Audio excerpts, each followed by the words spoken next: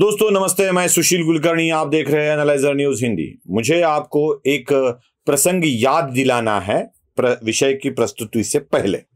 मैं इसलिए इस विषय को याद दिला रहा हूं, मतलब वीडियो की लंबाई बढ़ानी है, कुछ अलग ही बताना है, ये कोशिश नहीं है मेरी। इस विषय को इसलिए याद दिला रहा हूं कि भाषा का इस्तेमाल किस तरह से होता है ये आपको समझ लेना चाहिए। शरद पवार का उदाहरण मैं दे रहा हूं। एक जो होता नहीं था उसको विनोद निर्मिति के लिए कैसे बताया जाता था ये पहले बताऊंगा, और बाद में शरद पवार जो वास्तव में बोलते थे उसका गलत अर्थ कैसे निकलता था ये भी बताऊंगा। शरद पवार जब मुंबई से दिल्ली गए मंत्री बनने के लिए, तो मराठी आदमी दिल्ली में हिंदी फ्लुएंटली नहीं बोल सकता। कुछ लोगों का उदाहरण छोड़ दिया तो मतलब जैसे प्रमोद महाजन एक अच्छे हिंदी भाषिक थे, वैसे हिंदी का प्रयोग गोपीनाथ मुंडे, विलासराव देशमुख, शरद पवार, इन नेताओं के अच्छी तरह से नहीं आता था। जैसे मेरी हिंदी है वैसे भी उनकी हिंदी थी। तो शरद पवार के लिए बताया जाता था कि जब शरद पवार खाना खा रहे थे उतने में ही सोनिया गांधी उनके घर आई। ये प्रसंग वास्तविक में नहीं हुआ था, और शरद पवार ने कह दिया, मैडम आइए 2 घास खाइए। अब घास ये शब्द 2 निवालों के लिए मराठी में उपयोग किया जाता है, लेकिन शरद पवार अगर घास हिंदी में कहते हैं तो उसका मतलब क्या होता है घास का, ये आप जानते हैं। अब इंसान तो घास नहीं खा सकता, ये विनोद करके बताया जाता था। अब ये दूसरी एक बात जो वास्तव में शरद पवार के साथ होती थी ये भी मैं बताता हूं।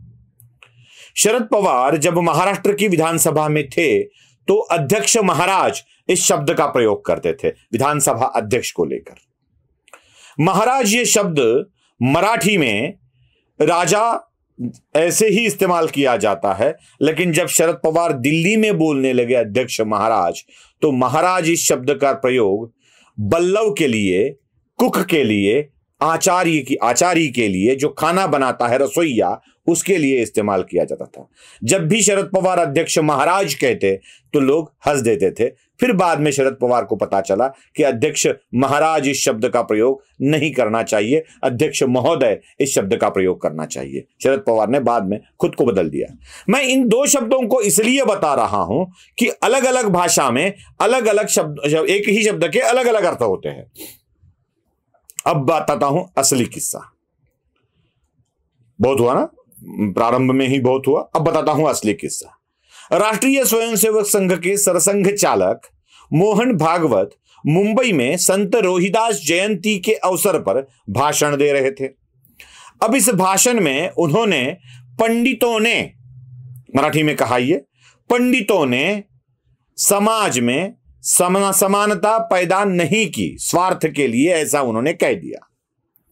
अब वही वाक्य मैं आपको एक बार मराठी में सुनाता हूं, उसका हिंदी अनुवाद भी नीचे देता हूं, और उन्हीं के सहायक इसके बारे में क्या कहते हैं हिंदी में ये भी आपको दिखाता हूं। लेकिन पहले सुनिए वास्तविक मोहन भागवत ने क्या कहा है विथ टेक्स्ट हिंदी के साथ।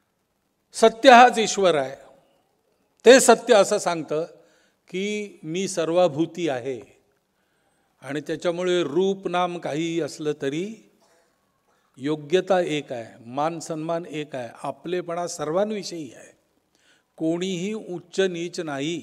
शास्त्रांचा आधार घेऊन पंडित लोक जे सांगत असतात ते खोटं आहे। जाती जातीच्या श्रेष्ठत्वाच्या कल्पनेमध्ये उच्च नीचतेच्या भोवऱ्यात अडकून आपण भ्रमिष्ट झालो आहोत। सुन लिया आपने। अब इस मोहन भागवत के विधान के बाद पंडित शब्द का अर्थ ब्राह्मणों से जोड़कर ब्राह्मणों ने ही ऐसा किया, मोहन भागवत ने ब्राह्मणों पर वार किया। राष्ट्रीय स्वयंसेवक संघ को ब्राह्मणों से अब नफरत हो चुकी है, उनको ब्राह्मणों की जरूरत नहीं है, ये बताने की कोशिश हो रही थी। चलो भाई, पंडित के कई अर्थ है। मोहन भागवत खुद एक ब्राह्मण है, राष्ट्रीय स्वयंसेवक संघ के सरसंघ चालक भी है, और पंडित शब्द का अर्थ अगर समझना है तो पंडित तो नेहरू को भी कहा जाता था। अब इसी वाक्य को नेहरू ने ये होने नहीं दिया, इस तरह से भी फैलाया जा सकता है। पंडित ने ऐसा होने नहीं दिया तो नेहरू ने ऐसा होने नहीं दिया। सो हो सकता है मोहन भागवत पंडित जवाहरलाल नेहरू का पूरा नाम न लेना चाहते हो, तो पंडित यह शब्द नेहरू के लिए भी हो सकता है। पंडित तो नेहरू भी होते हैं, पंडित विदर्भ में कुक को भी बोला जाता है, रसोइयों को भी बोला जाता है। अब ये विदर्भ की बात है तो मोहन भागवत खुद उनका मुख्यालय विदर्भ में है, नागपुर में है।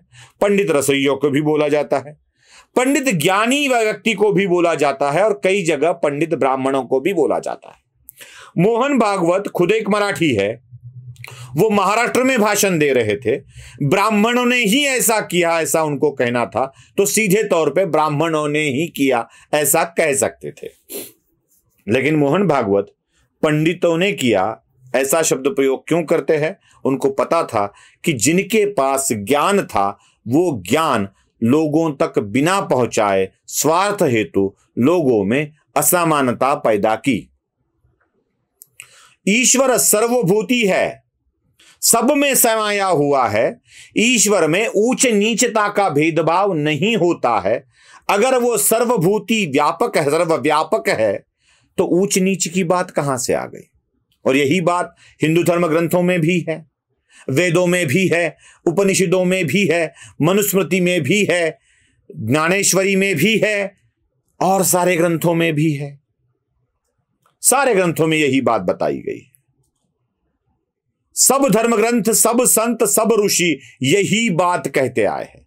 संत तुकाराम ने भी यही बताया है। संत तुकाराम की गाथा में भी यही बात बताई गई है। तुका म्हणे नाही जाती सवे काम, जाचे मुखी नाम तोच धन्य। तुकाराम कहते हैं जात का कोई काम नहीं है, जिसके मुख में नाम है वही धन्य होता है। ये इसमें भी है। ज्ञानेश्वर भी, संत ज्ञानेश्वर भी यही कहते हैं, उनकी बात भी यही बताती है। उन्होंने तो कह दिया था एथ जाति कुल प्रमाण। उन्होंने कई उदाहरण भी दिए हैं। जाति और कुल का कोई स्थान भक्ति में नहीं है, इसके लिए वो प्रहलाद का उदाहरण देते हैं। एक चर्म पत्र पर पड़े राजाज्ञा का भी उदाहरण देते हैं। ये सब यही बात होती है। और ज्ञानेश्वरी आई तो भगवत गीता से ना, मतलब भगवत गीता के 9वें अध्याय में यही बताया है, यही बात बता रहे थे। इसका अध्ययन करने वाले, ज्ञानी समझने वाले पंडितों ने इसका गलत अर्थ बताया। अब सही अर्थ क्या है ये भागवत के ही एक अनुयायी आपको बता रहे हैं, सुन लीजिए। डॉक्टर मोहन जी भागवत, परम पूजनीय सरसंघचालक, संत रोहिदास जयंती के कार्यक्रम में बात कर रहे थे। उन्होंने अपने वक्तव्य में पंडित शब्द का उपयोग किया। पंडित का अर्थ, अर्थात मराठी में वो बोल रहे थे, पंडित का अर्थ विद्वान, अर्थात कुछ विद्वान ऐसा होता है। उन्होंने जो वाक्य कहा उसको भी मैं स्पष्ट रूप से यहाँ बता देता हूँ। उन्होंने कहा कि उन्होंने सत्य की, संतों की जो सत्य अनुभूति है उसके आधार पर उन्होंने कहा कि सत्य यही है कि मैं सब प्राणियों में हूं, यानी अर्थात ईश्वर। इसलिए रूप नाम कुछ भी हो, लेकिन योग्यता एक है, मान सम्मान एक है, और सबके बारे में अपनापन है। कोई भी ऊंचा नीचा नहीं है। शास्त्रों का आधार लेकर पंडित अर्थात विद्वान लोग जो जाति आधारित जो बात करते हैं उच्च नीच की, वो झूठ है। ये एग्जैक्ट स्टेटमेंट था डॉक्टर मोहन जी का। तो मुझे लगता है कि उसको उचित अर्थों में लिया जाए। अब इसको सुनने के बाद हमें क्या पता चलता है? पता यह चलता है कि मोहन भागवत जाति या धर्म के ऊपर की बात कर रहे हैं। वो राष्ट्र धर्म की बात करते हैं, हिंदुस्तान का धर्म की बात करते हैं, और हिंदू धर्म है, हिंदुस्तान का धर्म है हिंदू धर्म। जाति पाति की बात तो राष्ट्रीय स्वयंसेवक संघ करता ही नहीं है, न भेद करता है, न बात करता है, न जाति व्यवस्था का समर्थन करता है। यहां तक कि संघ समता की बात नहीं करता है। समता का मतलब होता है दोनों समान लेवल पर, मतलब ये भी और ये भी दोनों समान लेवल पर, समान स्तर पर। लेकिन समान स्तर पर ये और ये भेद तो बाकी रह जाता है। संघ समरसता की बात करता है। ये और ये भेद ना रहे, मिल जाए एक दूसरे से, समरस हो जाए एक दूसरे में, इस समरसता की बात करता है संघ। और राष्ट्रीय स्वयंसेवक संघ के सरसंघ चालक के विधान से श्लेष निकाल कर अगर कोई इस तरह की बात करता है तो ये सामने आना जरूरी है। कुछ ब्राह्मण संगठन भी इसका विरोध कर रहे हैं, कह रहे हैं कि संघ के सरसंघ चालक अब ब्राह्मणों से दूर होने चले हैं। ब्राह्मणों के पास आए ही कब थे? वो तो हिंदुओं के पास है। संघ तो हिंदुओं के लिए है, केवल ब्राह्मणों के लिए नहीं है। ये भी ध्यान रखना चाहिए। अगर राष्ट्रीय स्वयंसेवक संघ का विरोध ब्राह्मण संगठन कर रहे हैं तो अपने ही पैरों पर कुल्हाड़ी मार रहे हैं। यह भी ध्यान में रखना जरूरी है। वीडियो पसंद आए तो लाइक, शेयर और सब्सक्राइब जरूर कीजिएगा। धन्यवाद।